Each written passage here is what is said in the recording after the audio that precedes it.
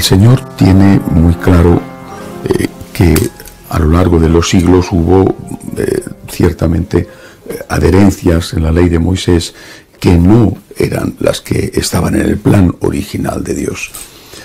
Aquellas 631 obligaciones que tenían que cumplir los buenos judíos para tener paz de conciencia y que eran tan complejas, entre otras cosas dificilísimas de retener todas en la memoria, que el que las cumplía se sentía un héroe y se sentía satisfecho y pensaba que ya no debía nada a Dios y que por lo tanto se había ganado la salvación. Bueno, pues entre aquellas 631 obligaciones morales estaban al mismo nivel no comerse, por ejemplo, el nervio ciático del animal o no tener relaciones sexuales con la propia hija. Estaban al mismo nivel en la forma de cortarse el cabello con no pegar al padre o a la madre. O sea, eso es evidente que es una barbaridad. Es una barbaridad y supongo que sigue pareciéndoles, o que les parece también una barbaridad a los judíos hoy en día. Es decir, no podemos considerar que es igualmente malo pegar a un padre o acostarse con una hija como cortarse el pelo de una manera determinada. Es decir, son adherencias que no estaban previstas en el plan inicial de Dios y que se fueron añadiendo y que el Señor, lo repite muchas veces, viene a purificar, es decir, viene a poner las cosas en su sitio y viene a quitar aquellas cosas que no son, aunque se consideraran pecado, por ejemplo, hacer un trabajo el sábado para ayudar a una persona, que no son pecado aunque se consideraran tal. Además, otras cosas que se habían convertido en costumbres y que no estaban en el plan inicial de Dios. El hecho del divorcio es una de ellas. El divorcio totalmente asumido no solo por la cultura judía, sino por toda la cultura que le rodeaba, la griega, la romana, la egipcia, por todo el mundo era aceptado. Eso no estaba en el plan de Dios y Jesús se enfrenta con ello. De una forma además radical.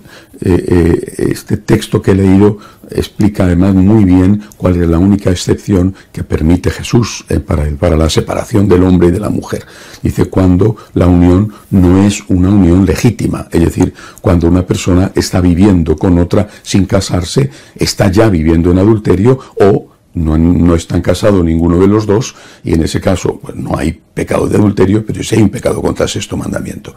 En ese caso de unión ilegítima sí está permitida la separación, sí está permitido el divorcio, la separación sin más, si no hay vínculo civil, o el divorcio si hay vínculo civil pero no hay vínculo religioso. Esta ha sido la enseñanza de la Iglesia de forma ininterrumpida durante 2000 años. Ahora bien, cuando Jesús hace y dice esto, enseña esto, se encuentra con el rechazo de la gente. Debían encontrarse sobre todo con el rechazo de los hombres, que eran los que mandaban, porque esto beneficiaba al hombre, aunque la mujer supuestamente podía divorciarse, en la práctica, en poquísimas ocasiones eso ocurría. Era el hombre el que se divorciaba e incluso el que repudiaba, que era una especie de divorcio sin tener necesidad de dar motivos, sin tener que dar justificaciones. Y esta cultura de su época y cultura machista es la que se enfrenta con Jesús. No creo que fuera este el motivo por el cual le matan.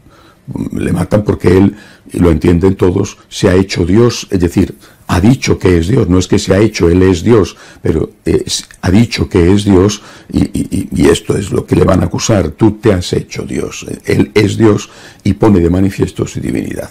Y le matan porque también, por ejemplo, estropea el negocio, critica el negocio del templo, quiere purificar la ley de la religión de tal manera que haya una relación con Dios como raíz de todo y no un comercio como raíz y motivo principal de todo. Bueno, son seguramente varias cosas. La más importante es su propia divinidad, la que le lleva a la muerte. Se ha hecho incómodo, se ha ganado enemigos. Ahora, eso traduzcámoslo a nuestros días.